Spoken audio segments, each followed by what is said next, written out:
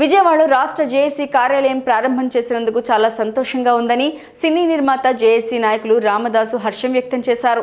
ఇప్పుడు ఉన్న రాజకీయ పరిస్థితులు, కాపుల ఆర్థిక సామాజిక పరిస్థితుల గురించి మాట్లాడే వేదికగా ఈ జేఏసీ కార్యాలయం ప్రారంభం చేయడం జరిగిందని పేర్కొన్నారు.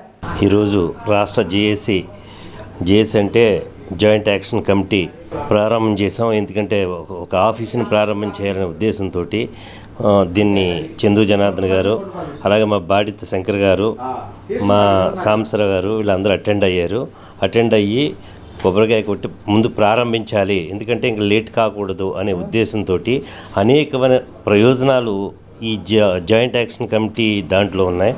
కాపు ప్రయోజనాలన్నీ దీని మీద ఆధారపడి ఉన్నాయి. కాబట్టి ఇది తక్షణం చేయాలనే ఉద్దేశంతో చేసాం. 11వ తారీఖున మా ఉన్న నాయకత్వం అంతా ఎవరైతే జేఏసీ మెంబర్స్ వాళ్ళంతా ఉన్నారో వారందరూ నుంచి ఆ రోజు కార్యక్రమాలు ఇక్కడ నుంచి స్టార్ట్ అవుతాయి. దీన్ని ఇనిషియేషన్ ఇమ్మీడియట్గా తీసుకోవడానికి కారణం ఏంటంటే ఇప్పుడున్న సిచ్యువేషన్స్, ఇప్పుడున్న రాజకీయ పరిస్థితులు, కాపులు వాళ్ళ ఆర్థిక పరిస్థితులు, సామాజిక పరిస్థితుల్ని ఎప్పటికప్పుడు ఒక వేదికగా మాట్లాడుకోవటానికి ఆఫీస్ అనేది అవసరమనే ఉద్దేశంతో చందు జనార్దన్ గారు ఇమ్మీడియట్గా చేయాలన్నారు.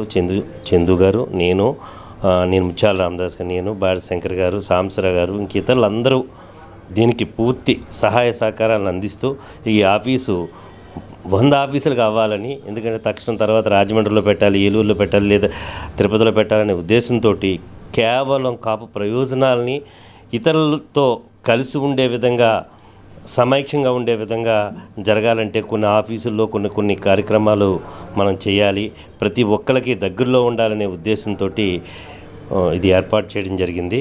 ఇది మేము చాలా సంతోషంగా ఉన్నాం. అలాగే మా నాయకులు అందరూ కూడా 11వ తారీఖున ఈ ఉన్న కార్యక్రమాలన్నీ ఇక్కడ నుంచి ప్రారంభిస్తారు. జనార్దన్ గారికి, బాడి శంకర్ గారికి, అలాగే ఉన్నవారందరికీ కూడా, విజయవాడ ప్రజలందరికీ కూడా, అలా మా జేఏసీ సభ్యులందరికీ కూడా మేము కృతజ్ఞతలు తెలుపుతున్నాం.